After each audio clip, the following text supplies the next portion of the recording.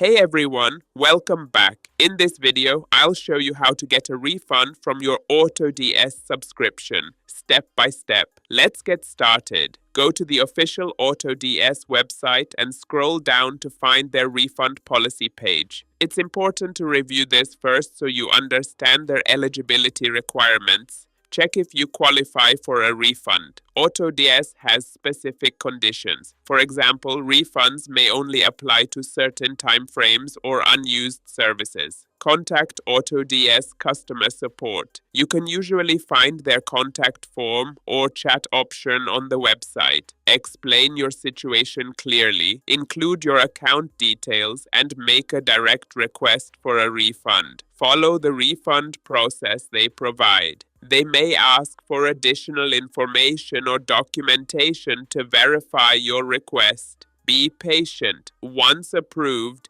keep an eye on your payment method for the refunded amount. And that's it. You've now completed the refund request process for AutoDS. If you found this video helpful, don't forget to like, subscribe, and hit the notification bell so you never miss an update.